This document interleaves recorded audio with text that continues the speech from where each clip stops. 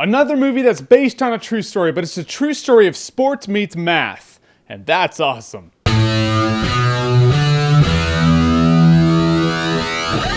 Moneyball. So Moneyball is the story of the manager of the Oakland A's, played by Brad Pitt, and they're kind of the lower tier baseball team. Sorry to Oakland fans. Yeah, it's true per the movie. So all the other huge baseball teams on huge budgets are just drafting up everybody and they get the leftovers. And at first the movie was kind of slow, you know, you're like, okay, we get it, Brad Pitt's down on his luck, the team's not doing so well. But a half an hour into the movie, he meets up with Jonah Hill, and then you get the point. Jonah Hill plays a Stanford graduate who has a degree in business economics or something like that, and he has come up with a way to pick players and drafts based on the statistical probability of wins. Like in the sport of baseball, you won't get drafted based on, you know, just certain things. Like, oh, 40 years old, you won't get drafted. You have a weird looking pitch. There's a guy who's like, he throws like a 90-mile-an-hour fastball, but he throws it all weird and underhand. But for the math involved, it's all about putting together a team that ensures that players get on bases. You get players on bases, you get players home, you get points, you win. It makes sense like that. And that's the system they've come up with. And they have a budget of like $30 million. It's not much in the world of baseball. But a lot of the players that hold the best mathematical probability of helping their team win, they can buy for like $200,000. It's kind of like Miracle, you know? He's not looking for the best players, just the right ones. At a point, I thought to myself, it's kind of like counting cards in the casino. And then Brad Pitt says in the movie, he's like, we are counting cards at the blackjack table, boys. We're going to turn the odds in our favor. Which is so awesome. Like, I'm not a big math guy. I hated math in high school. It was just like X plus Y equals Z. I'm like, all right, yeah, that sounds great. Thanks. I don't know how I'm going to use this in my life, and I haven't ever. But when I can see the practical application of math, that's when it's awesome. And of course, like everyone else in the sport doesn't like it at all. Like all the sports advisors have like 28 years baseball experience on them. They're all just like, you can't bring math into baseball. It's all about real men, real sports, real trucks, real